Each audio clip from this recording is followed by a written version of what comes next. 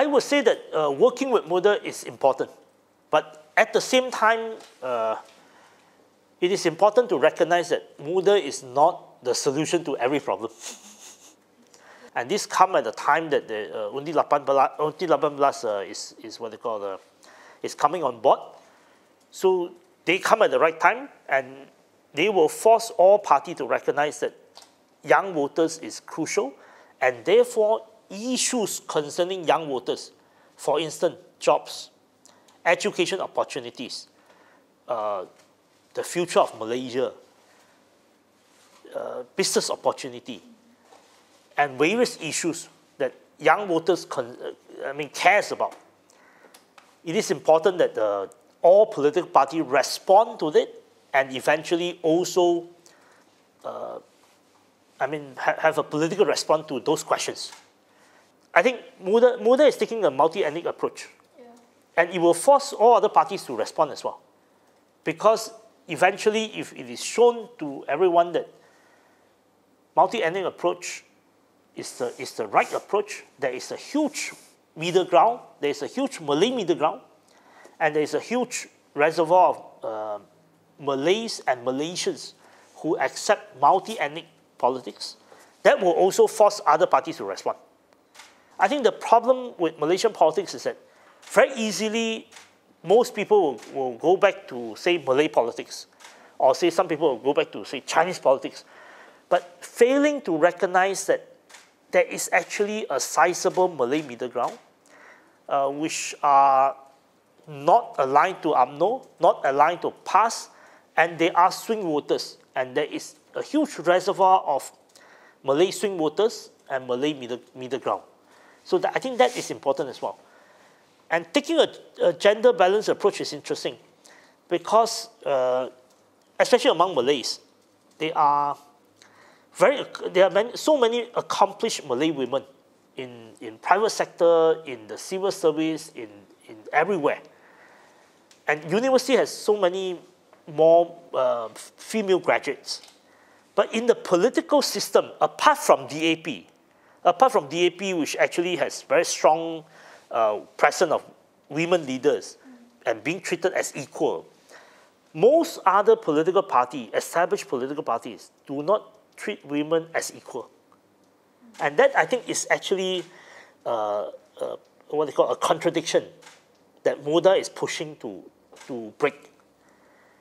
The role of Muda, I would say, is not so much as emerging as the new dominant party. I think they are the catalysts. And they are aware that they are the catalysts to reshape the scene. And the challenges for Muda is that whether they can win seats like MUA.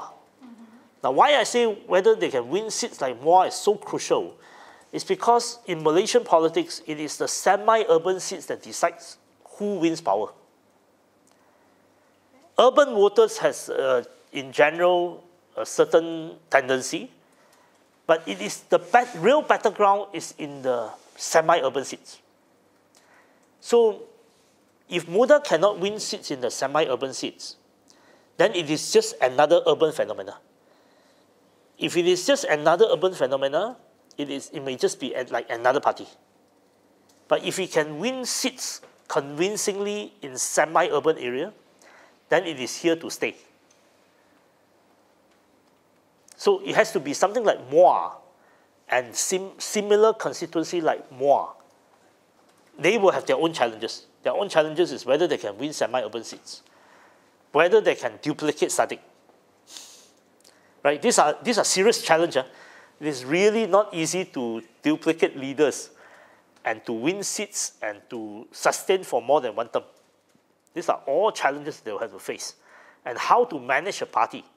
Because at its formation, of course, everything is new.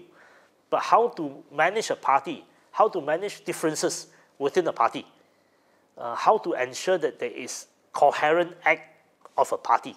These are all challenges that they will have to face.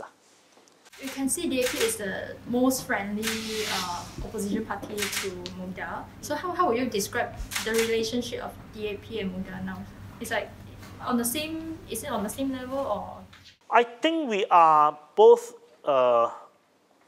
an ally, and a friendly competitor.